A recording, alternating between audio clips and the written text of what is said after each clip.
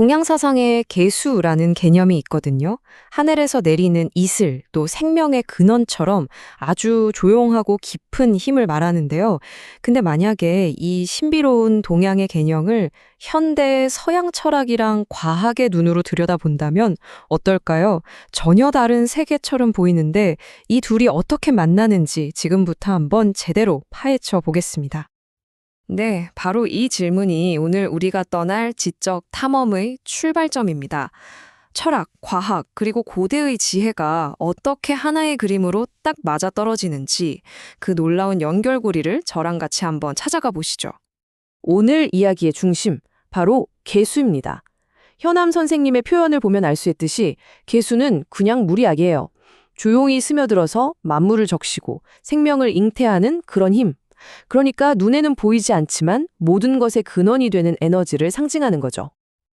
자, 그럼 서양 사상가들을 만나보기 전에 개수 그 자체의 의미부터 확실하게 짚고 넘어가 볼게요. 이 보이지 않는 생명의 불, 과연 동양 사상에서는 어떤 의미를 품고 있을까요? 개수는요, 하늘의 기운을 뜻하는 10개의 천간 중에서 제일 마지막에 오는 에너지입니다. 모든 과정의 끝이면서 동시에 새로운 시작을 준비하는 단계랄까요? 그래서 그 핵심은 겉으로 막 드러나는 힘이 아니고요. 내면의 통찰력, 아직 터져나오지 않은 잠재력, 그리고 숨겨진 곳에서 조용히 싹트는 지혜에 있습니다. 개수의 에너지를 조금 더 구체적으로 들여다보면 이런 특징들이 보입니다. 겉으로 드러나지 않는 내면의 지혜, 아주 미세한 변화까지 감지해내는 섬세한 감각, 그리고 조용히 전체에 영향을 미치는 은밀한 영향력 같은 것들이요. 이 5가지 키워드 잘 기억해 주세요. 잠시 후에 서양 사상가들의 아이디어와 정말 놀랍도록 딱 맞아떨어지는 걸 보게 되실 테니까요. 자, 이제 첫 번째 연결고리를 찾아서 서양 철학의 세계로 한번 가보겠습니다. 주인공은 바로 현대 철학자 질들레즈인데요. 그의 철학 속에 등장하는 끊임없이 무언가를 생성해내는 보이지 않는 흐름이라는 개념이 과연 개수와 어떻게 맞닿아 있을까요? 와, 이 문장 정말 흥미롭지 않나요? 들레지의 개념으로 개수를 완전히 새롭게 해석한 건데요. 여기서 도주선이라는 건 정해진 길을 벗어나는 예측 불가능한 흐름을 뜻하고요. 배치는 그런 흐름들이 모여서 만들어내는 새로운 관계망, 새로운 현실을 의미합니다. 마치 눈에 보이지 않는 물길이 땅속으로 스며들어서 완전히 새로운 풍경을 만들어내는 것처럼 말이죠. 이렇게 나란히 놓고 보니까 정말 닮았죠? 개수가 가진 숨겨진 영향력은요, 들레즈가 말한 정해진 시스템을 따르지 않고 끊임없이 새로운 연결을 만들어내는 그런 미세한 흐름들과 똑같습니다. 그리고 결국 이 작은 흐름들이 모여서 완전히 새로운 현실을 만들어내는 그 과정은 바로 개수가 가진 잠재된 창조성과 정확히 같은 그림을 그리고 있는 거죠. 철학의 세계에서 보이지 않는 힘을 확인했으니까 이제는 가장 작은 물질의 세계, 바로 과학의 영역으로 넘어가 보겠습니다. 놀랍게도 양자역학의 세계에도 개수와 꼭 닮은 원리가 숨어 있거든요. 물리학자 닐스 보어의 눈으로 개수를 다시 한번 들여다보겠습니다. 이 비유 정말 기가 막히지 않나요? 동양의 고대 지혜를 최첨단 물리학 개념인 양자장으로 설명하고 있습니다. 눈에 보이지 않는 아주 작은 정보 하나가 전체 시스템을 바꾸는 것처럼 개수의 힘도 바로 그렇게 작용한다는 거죠. 양자장이라는 개념이 조금 어려울 수 있는데요. 아주 쉽게 말해서 이 세상 모든 것이 보이지 않는 정보의 그물망으로 연결되어 있다는 아이디어입니다.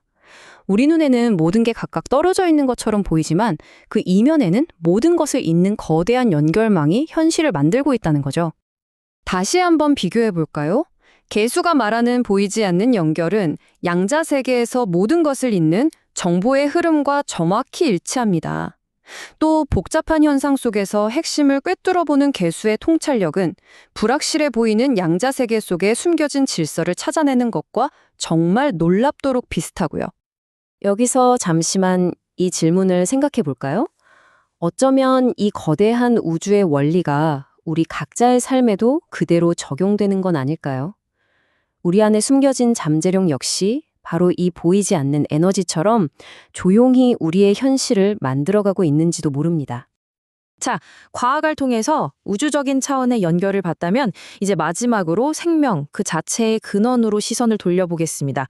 프랑스 철학자 앙리 베르그송은 생명의 약동이라는 개념으로 개수가 가진 또 다른 얼굴을 우리에게 보여줍니다. 베르그송의 눈으로 본 개수는요, 생명의 근원적인 힘, 즉 엘랑비탈이 밖으로 폭발하는 대신에 안으로, 내면으로 향하는 모습입니다. 에너지를 밖으로 펼치는 게 아니라 안으로 수렴시켜서 깊은 통찰과 지혜를 잉태하는 과정인 거죠. 엘랑비탈, 우리말로는 보통 생의 약동이라고 번역하는데요. 베르그송 철학의 핵심입니다. 모든 생명체 안에 존재하면서 끊임없이 진화하고 창조하려는 근본적인 충동, 뭐랄까, 생명 그 자체의 역동적인 힘을 의미합니다. 여기서 아주 핵심적인 유사점이 드러납니다. 개수가 새로운 생명을 잉태하는 과정은 엘랑비탈이 밖으로 뻗어나가지 않고 안에서 생명을 키워내는 모습과 똑같고요. 또 내면을 깊이 들여다보는 개수의 성찰적인 특징은 생명력이 외부가 아닌 내부로 향하면서 지혜를 쌓는 과정으로 완벽하게 설명이 되죠. 자, 지금까지 동양의 지혜, 현대 철학, 양자 물리학, 그리고 생명 철학까지 넘나들면서 개수의 여러 얼굴들을 만나봤습니다. 이제 이 모든 조각들을 하나로 맞춰서 완성된 그림을 그려볼 시간입니다. 바로 이 표가 오늘 여정의 모든 것을 말해줍니다.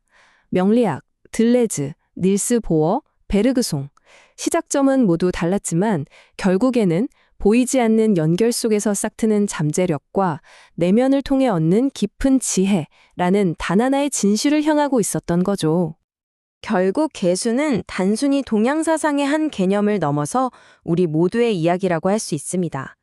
내면을 깊이 들여다보고 숨겨진 진실을 발견할 때 비로소 우리의 진짜 잠재력이 발현된다는 것, 이런 보편적인 성장의 여정을 보여주는 거죠.